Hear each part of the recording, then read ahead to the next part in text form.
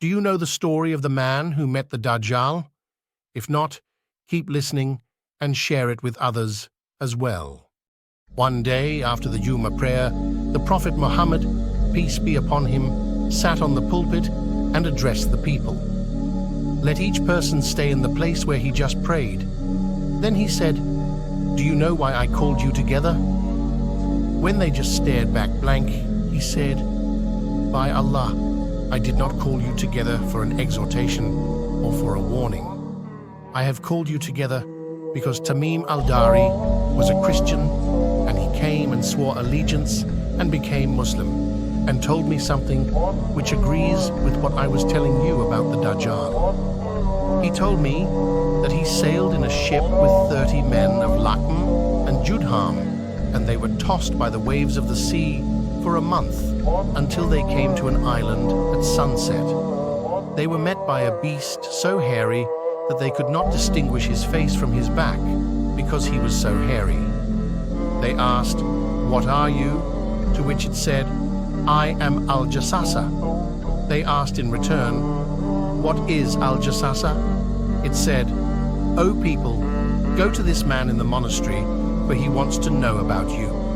Tamim al-Dari and the rest set off, rushing until they came to that monastery where they found the hugest man they had ever seen, bound strongly in chains, with his hands tied to his neck and his legs bound from the knees to the ankles with iron shackles. They asked him, "Who are you?" He said, "You will soon find out about me. Tell me who you are." They told him all about how they had been tossed by the waves for a month before getting stranded on this island, and how they had met Al-Jassasa, who had told them to meet him. The chained person asked, "Tell me about the date palm trees of Baisan." They replied, "What do you want to know about them?" He said, "I am asking you whether these trees bear fruit," to which they responded, "Yes."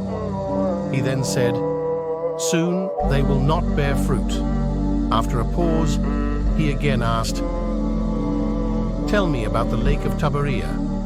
The people asked, "What do you want to know about it?" He said, "Is there water in it?" And they replied, "There is a great deal of water in it." He then said, "Soon it will dry up." Then he said, "Tell me about the spring of Zugar, which is in the south of Syria." They said, "What do you want to know about it?" He continued, "Is there water in the spring, and do the people grow crops with the water of the spring?" To which the people responded in the affirmative. He then said, "Soon there will be no water. Now tell me about the Prophet. What has he done?" They responded, "He has left Makkah and has settled in Medina." He said, "Do the Arabs fight against him?"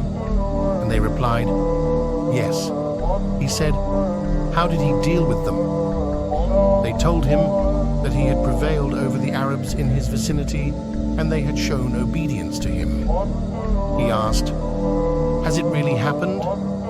And they again responded in the affirmative. He then finally said, "If it is so, that is better for them that they show obedience to him. Now I will tell you about myself. I am the Dajjal, and soon I will be given permission to emerge. I will come out and travel in the land, and will not spare any town, but I will stay for 40 nights, except Makkah and Medina. They are both forbidden to me. Every time I try to enter one of them, I will be met by an angel with a sword in his hand, who will bar my way, and on every route there will be angels guarding it."